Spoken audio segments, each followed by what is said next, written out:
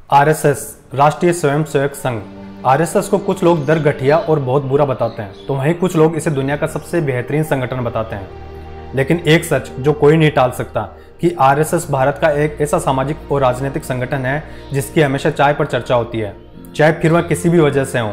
RSS अपने बारे में कहता है कि वह एक राजनीतिक संगठन नहीं है, जबकि वह एक सामाजिक संगठन है जो समाज के बीच हमेशा समाज सेवा का कार्य करता है। लेकिन उसका कहा यह सच पूरा नहीं है। इसका सच जानने के लिए हमें अतीत में जाने की जरूरत नहीं है और ना ही इसका कोई पुराना इतिहास खंगालने की जरूरत है। आरएसएस की हिंदुत्व विचारधारा बता देती है कि वह चाहकर भी राजनीति और सत्ता की कुर्सी से दूर नहीं रह सकता, चाहे फिर वह किंग मेकर की तरह काम करे और सत्ता की कुर्सी पर कठपुतली की तरह ना बैठे। लेकिन हम आज इस मुद्दे पर बात नहीं करेंगे कि आरएसएस के कंधों पर चढ़कर कोई सत्ता की कुर्सी पर अपना परचम लहरा रहा है। आज हम उन दो बातों के बारे में जानेंगे जो आरएसएस से हम सबको सीखनी चाहिए, बावजूद इसके कि कुछ लोग इसे दुनिया का सबसे घटिया संगठन बताते हैं, और अच्छे बताने वालों की तो क्या ही बात करना। पहली सीख, बताया जाता है कि आरएसएस का सपना है कि वह अपने 100वें जन्मदिन तक भारत को पूरी तरह से हिंदू राष्ट्र बनाना चाहता है, फिर चाहे इसके परिणाम कुछ भी हो। अब इस सपने को कुछ लोग बहुत अच्छा बताते हैं, तो वहीं कुछ लोग इसे दुनिया का सबसे घटिया सपना बताते हैं। लेकिन अभी के लिए इस पर बात नहीं करेंगे कि हिंदू राष्ट्र का सपना अच्छा है या घटिया। लेकिन आरएसएस की लगन, इच्छा, मेहनत और महत्वाकांक्षा को देखते हुए यह कहना गलत नहीं होगा कि सपना अच्छा हो या बुरा, उसे पूरा करने के लिए पूरी तल्लीनता से लग जाओ, फिर चाहे दुनिया आपको कुछ भी कहे। हाँ, वो अलग बात है कि आप सपना अच्छा चुनते हो या घटिया।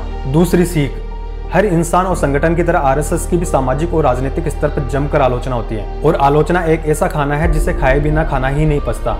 और जब बात क्रिटिसाइज की आती है तो आलोचना सुनना और सहन करना कोई बड़ी बात नहीं है, क्योंकि यह करना एक नाटक और दिखावा भी हो सकता है। क्योंकि आलोचना सहने का असल पता आपके उस व्यवहार से पता चलता है जो आप अपनी कटु आलोचना के बाद करते हैं। अक्सर आरएसएस को हिंदुत्व विचारधारा के कारण मुस्लिम विरोधी और आरएसएस में महिलाओं के न होने से उसे महिला विरोधी बताया जाता है, और इसके कारण उसकी जमकर आलोचना भी होती है। इस आलोचना को दूर करने के लिए आरएसएस ने न सिर्फ आलोचना को सुना और सहन किया, बल्कि इसे दूर करने के लिए अपने कदम भी आगे बढ़ाए। इसी वजह से आपने देखा होगा कि आरएसएस के प्रमुख मोहन भागवत मस्जिद जाते हुए दिख रहे हैं, तो वहीं दूसरी तरफ दशहरे के मौके पर पहली बार महिला अतिथि आरएसएस के कार्यक्रम में बुलाई गई थी। हो सकता है कि ये राजनीतिक चाल के तहत आरएसएस का कोई नाटक हो, लेकिन इस नाटक के बहाने ही सही, लेकिन आलोचना से लड़ने का सबसे बेहतर हथियार हम देख सकते हैं कि आलोचना को सुनने और सहन करने से कुछ नहीं होता, बल्कि उसे दूर करने के लिए अपने कदम भी आगे बढ़ाने होते हैं। ये दो सीख है जो हम आरएसएस से सीख सकते हैं, चाहे फिर हम आरएसएस की विचारधारा से सहमत हो या नहीं हो, उससे कोई फर्क नहीं पड़ता।